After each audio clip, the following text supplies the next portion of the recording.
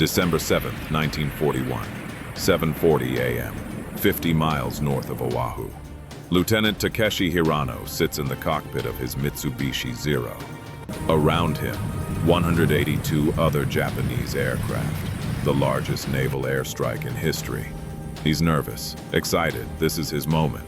6 months of training, weeks of sailing across the Pacific, all for this. His orders are simple. Destroy the American fighters on the ground. Achieve air superiority. He expects anti-aircraft fire, maybe a few American fighters scrambling. He does not expect this. In 8 minutes, Lieutenant Hirano will see something that will haunt him for the rest of his life. Something that shouldn't exist.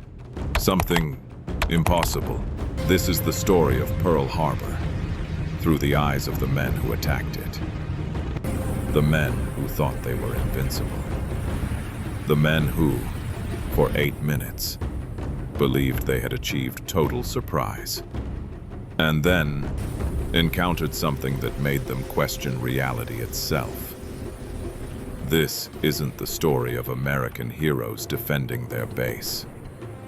This is the story of Japanese pilots who saw their perfect plan destroyed by a machine that defied physics. A machine that moved faster than sound. That killed from invisible distances. That turned the most successful surprise attack in history into a nightmare. Let's tell their story. The Japanese plan was perfect. 230 miles north of Oahu, 6 aircraft carriers had launched 183 aircraft at dawn. First wave composition, 43 Mitsubishi Zeros, fighters like Lieutenant Hirano's. 49 Nakajima bombers, high altitude. 51 Aichi dive bombers. 40 Nakajima torpedo bombers. Commander Mitsuo Fuchida led the formation from a bomber. Their intelligence was perfect. They knew every ship's location, every airfield's layout, that it was Sunday morning, minimal readiness, that no American fighters were on alert. Lieutenant Hirano's mission. Hirano commanded a 3-plane section of Zeros. His targets, Wheeler Field and Hickam Field. Objectives: 1. Strafe parked aircraft, destroy them on the ground. 2. Shoot down any American fighters that managed to take off. 3. Suppress anti-aircraft positions. He'd trained for this mission for 6 months. He was one of Japan's best pilots, 200 hours in the Zero. He was confident, ready, eager. 7:48 a.m. The Japanese formation crossed the northern coast of Oahu.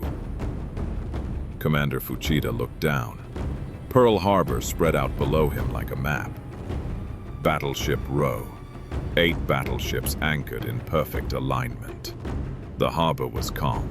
No alarm. No fighters in the sky. Fuchida transmitted the code. Tora, Tora, Tora. Tiger, Tiger, Tiger. It meant total surprise achieved. Hirano's perspective. Lieutenant Hirano's radio crackled with Fuchida's transmission. Tora, Tora, Tora. Hirano felt his heart pound. They'd done it. Complete surprise. He pushed his throttle forward. His 2 wingmen followed. Target, Wheeler Field, 15 miles ahead. He could see dozens of American aircraft parked on the ground, wingtip to wingtip. Perfect targets. His finger moved to the gun trigger. This was going to be easy. 7:49. The attack began. Dive bombers screamed down on Battleship Row. Torpedo bombers skimmed the harbor at 50 feet, releasing their deadly cargo. And Hirano's Zero section dove toward Wheeler Field. Wheeler Field attack.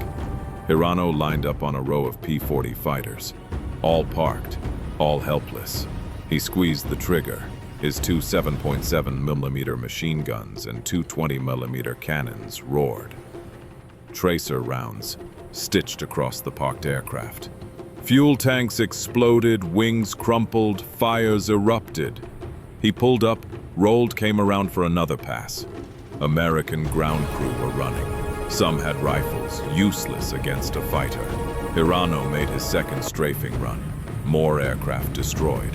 He felt invincible. 7:52 a.m. 4 minutes into the attack. Everything was going perfectly. The Americans were in chaos. No organized defense. Hirano keyed his radio. Wheeler Field neutralized, moving to Hickam. He banked east. His two wingmen followed. And then he saw it. 7:53 a.m. Lieutenant Hirano was climbing back to 8,000 feet when his wingman's voice crackled over the radio. "Lead! Unidentified aircraft, 10 o'clock high." Hirano looked up and left. There was an aircraft, high, maybe 15,000 feet, contrails streaming behind it. But something was wrong. What Hirano saw, the aircraft's shape was wrong. No propeller. The nose was smooth, pointed. The wings were swept back at an impossible angle. It was moving fast, very fast, faster than any aircraft Hirano had ever seen. He tried to estimate 500 kilometers per hour, 600. His Zero's maximum speed was 533 kilometers per hour. This thing was faster. Hirano's thoughts. His first thought, American secret weapon. His second thought, that's impossible. We destroyed their aircraft on the ground. His third thought, why is it alone? Where are the others? He keyed his radio. Unidentified aircraft above us. Single plane. Unknown type. Commander Fuchida's voice. Engage with caution. Report type. Hirano pushed his throttle to maximum, climbing toward the mysterious aircraft. His two wingmen followed. He had no idea he was climbing toward his own death. 30,000 feet above Pearl Harbor, the F-22 pilot, call him Captain Morgan, watched his radar screen. 3 contacts, climbing toward him. Speed, 300 mph per altitude, 10,000 feet. 0 fighters, trying to intercept. He selected an AIM-120 AMRAAM missile. Range, 35 miles. Lock, acquired, tone solid. Fire, the missile. The AMRAAM dropped from the internal weapons bay. Rocket motor ignited. Mach 4, 3,000 miles per hour. The missile had its own radar. It didn't need the F-22 anymore.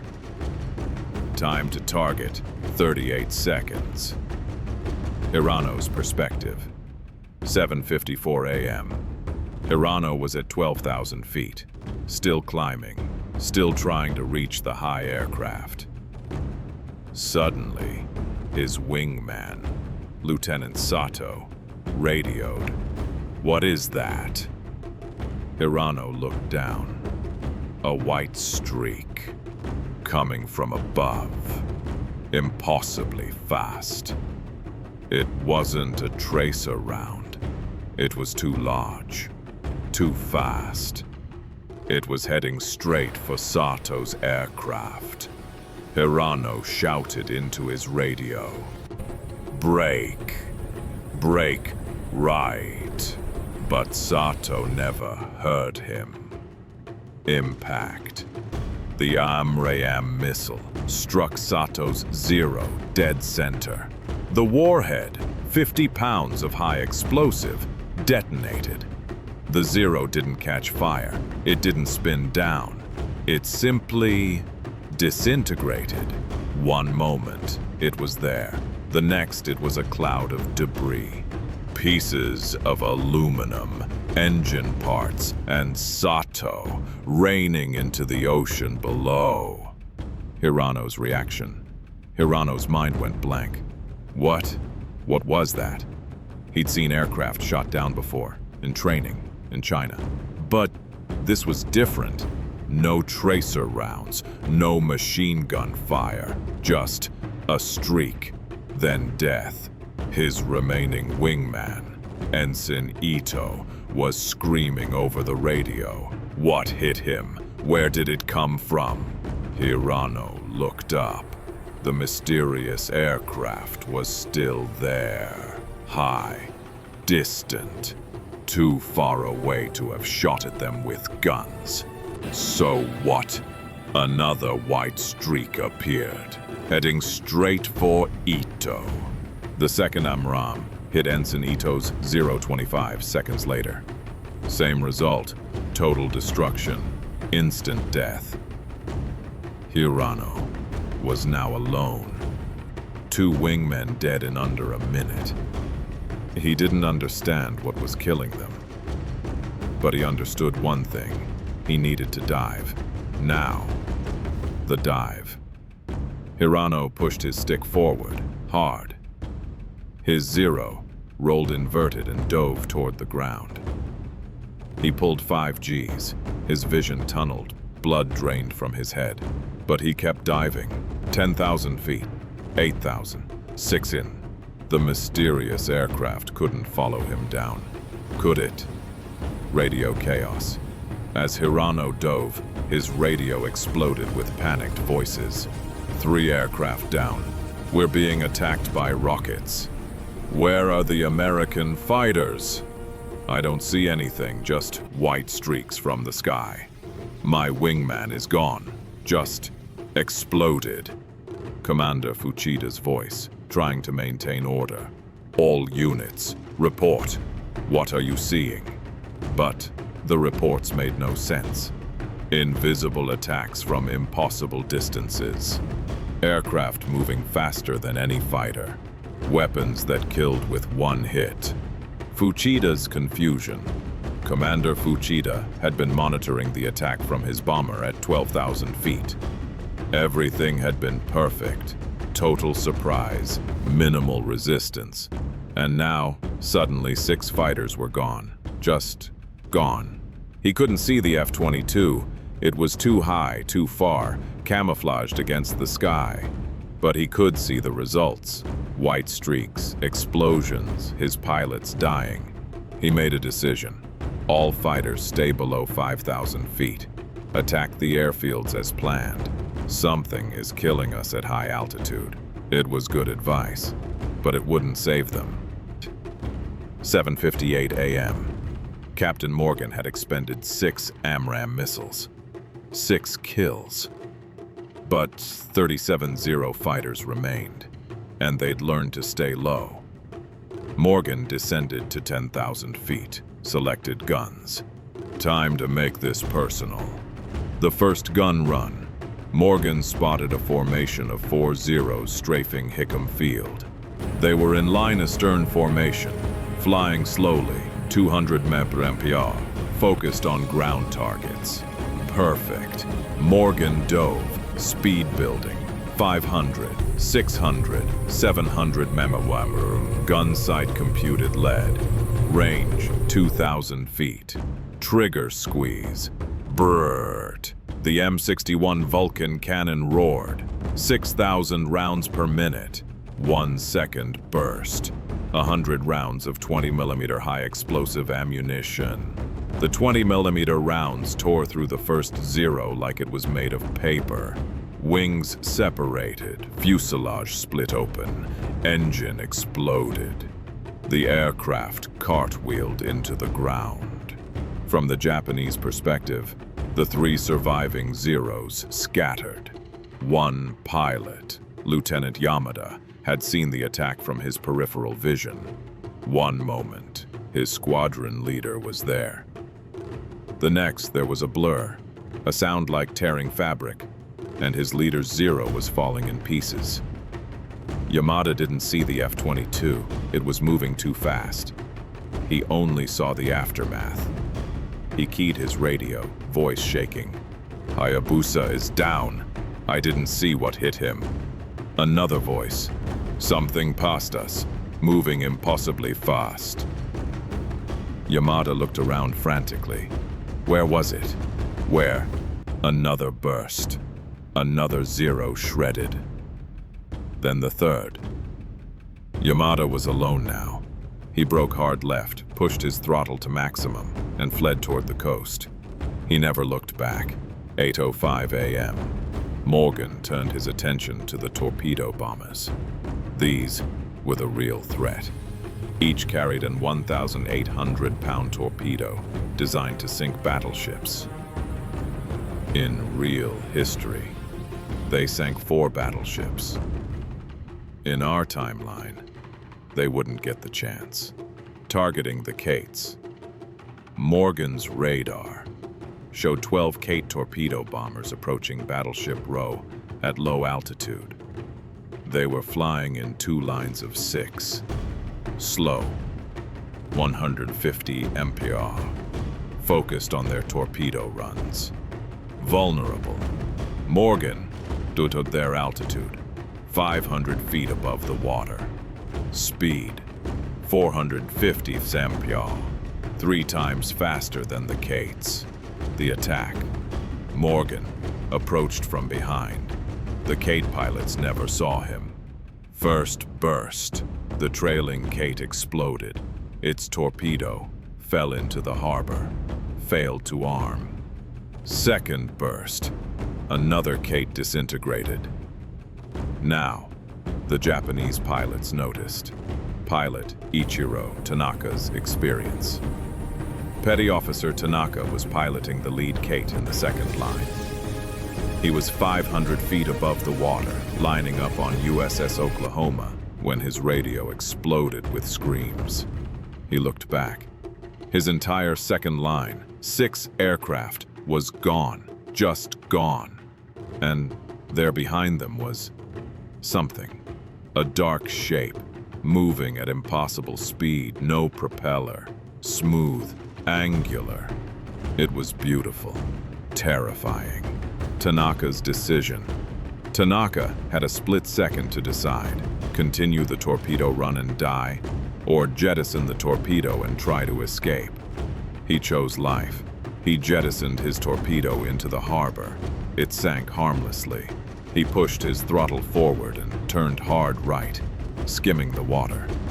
Behind him, he heard more explosions, more of his comrades dying. He didn't look back. He just flew, low, fast as his Kate could go. Somehow, he survived.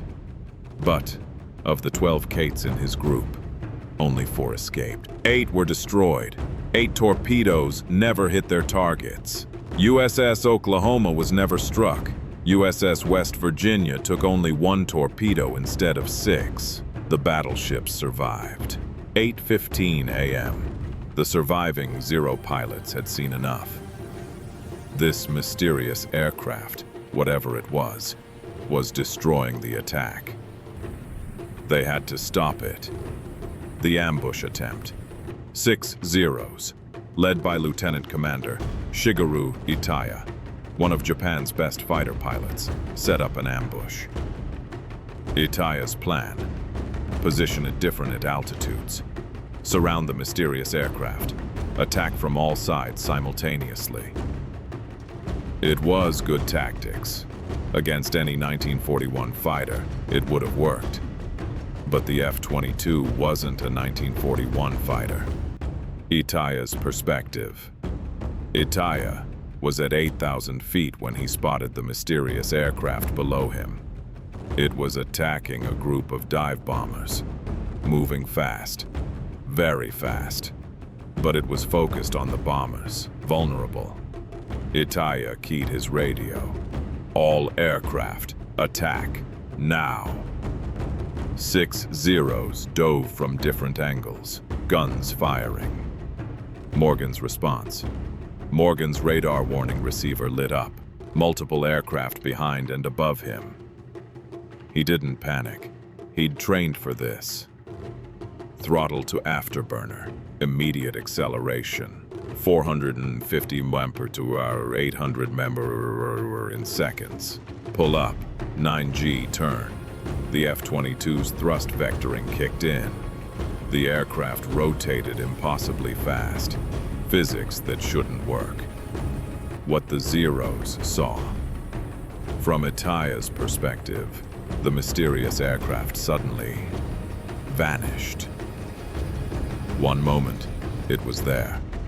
The next, it was gone. His bullets passed through empty air. He looked around frantically. Where? His wingman's voice. Above us! How did it get above us? Itaya looked up. The mysterious aircraft was 5,000 feet above them, diving at incredible speed. Itaya shouted, "Break! All aircraft!" He never finished the sentence. The counter-strike. Morgan's cannon burst, lasted 1 second. 2 zeros shredded. Pull up, roll, dive again. Another burst. 1 more zero destroyed. The remaining 3 zeros scattered in panic, diving for the clouds, for the ground, for anywhere. Lieutenant Commander Itaya was one of the 3 survivors. He would later write in his diary, "We fought a demon, not an aircraft. A demon." 8:25 a.m. Commander Fuchida made the hardest decision of his life. The attack was falling apart. They'd lost 26 aircraft in 37 minutes. The torpedo bombers had been decimated. And that mysterious aircraft, that demon, was still hunting them. Fuchida's order: all aircraft, break off attack, return to carriers. In real history, this order never came. The Japanese pressed the attack despite losses. But in our timeline, Fuchida had no choice. His pilots were terrified, disorganized, dying. If he didn't withdraw now, none of them would return. The escape. Japanese aircraft scattered in all directions. Some dove to wave-top level, trying to use the ocean clutter to hide. Some climbed into clouds. Some flew in crazy evasive patterns, jinking left and right. Many jettisoned their bombs into the ocean to gain speed. Lieutenant Hirano's escape. Remember, Lieutenant Hirano, the confident pilot from the beginning. He was at 1,000 feet, flying north as fast as his Zero could go. His hands were shaking, his mouth was dry. He'd seen 8 of his comrades die, 8 explosions, 8 friends gone. And he still didn't know what had killed them. Behind him, he heard another explosion, another pilot dead. He didn't look back. He just flew, north, toward the carriers, toward safety. He would survive, but he would never fly combat again. The terror had broken him. 8:30 a.m. Captain Morgan watched the Japanese aircraft fleeing on his radar. He'd expended all his missiles. His cannon had 30 rounds left. He could chase them, kill a few more. But the threat to Pearl Harbor was over. He turned south, heading back to Wheeler Field. Behind him, 32 Japanese aircraft fell into the ocean. Ahead, Pearl Harbor was damaged, but alive. 9:30 a.m. The surviving Japanese aircraft returned to their carriers. Of the 183 aircraft that launched, 151 returned. 32 were missing, shot down by 1 aircraft in 40 minutes. The debriefing. Admiral Nagumo gathered his pilots in the carrier Akagi's briefing room. He demanded explanations. What happened? Who shot down 32 aircraft? The reports. Lieutenant Hirano's report.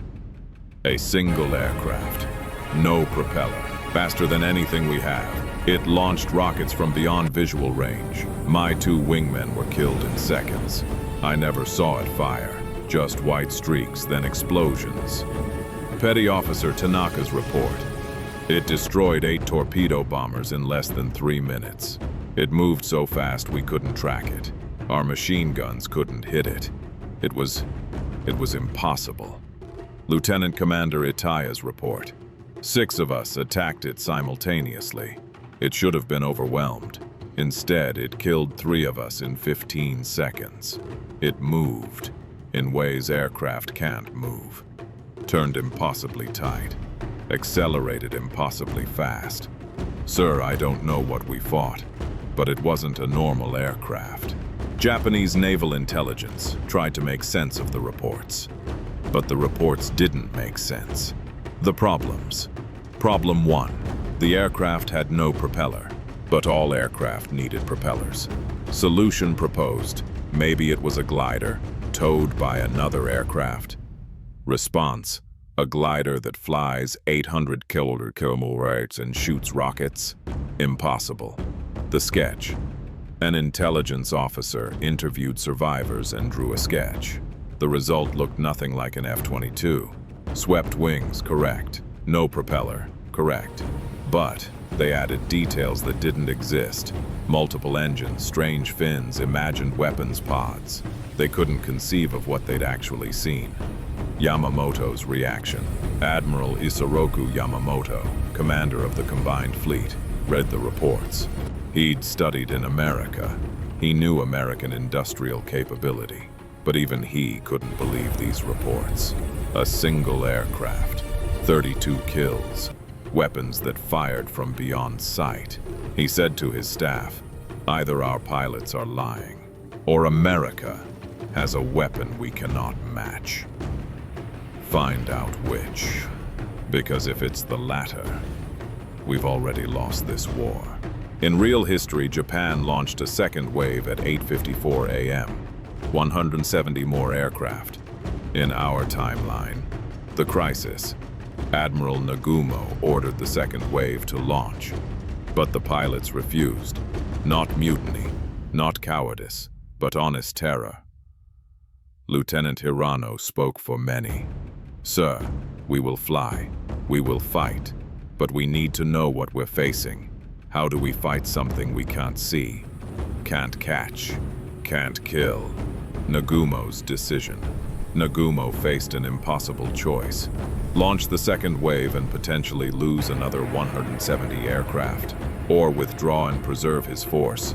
He chose preservation.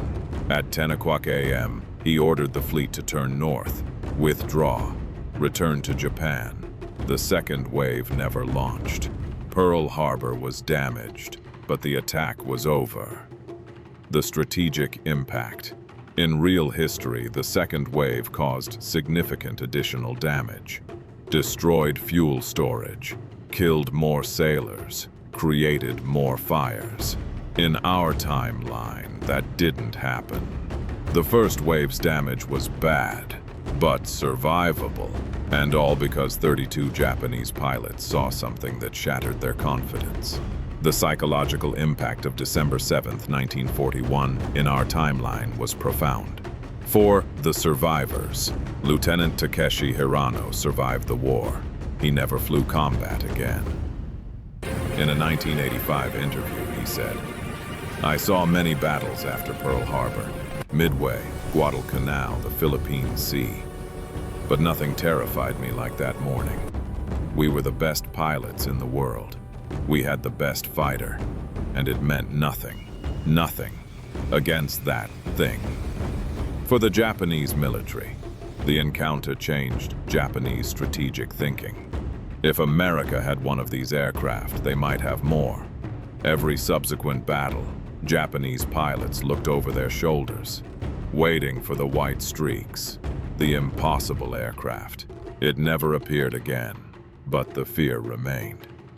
The paradox. The F-22 only fought for 40 minutes at Pearl Harbor.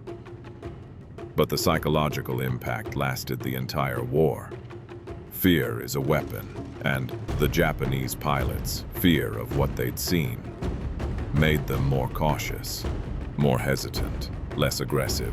That tiny edge, it saved American lives. So what did those Japanese pilots see? They saw the future. A future 60 years ahead of them. They saw technology they couldn't comprehend, physics they didn't understand. They saw missiles that guided themselves, aircraft that moved faster than they thought possible, weapons that killed from distances they couldn't imagine. The lesson: those pilots weren't cowards. They were realists. They understood that courage means nothing against overwhelming technological superiority. You can be the bravest pilot in the world, the most skilled, the most determined. But if your enemy can kill you before you even see them, bravery becomes irrelevant. The tribute. The Japanese pilots who attacked Pearl Harbor were, in their context, professionals. Highly trained, skilled, brave. In our timeline, 32 of them died before they understood what killed them. Not because they were bad pilots, but because they were flying 1941 aircraft against a 2025 weapon. And that gap cannot be overcome. This was the story of Pearl Harbor, through the eyes of those who attacked it. Men who thought they were invincible. Men who learned in 40 minutes that they weren't. 32 Japanese pilots died. 151 survivors returned with stories that sounded like science fiction.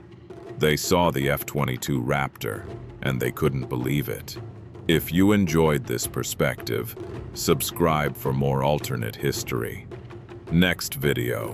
What if Hitler captured a crashed F-22? Could Nazi engineers reverse engineer it? Comment below. Have you heard any stories from WW2 veterans about things they couldn't explain? Thanks for watching.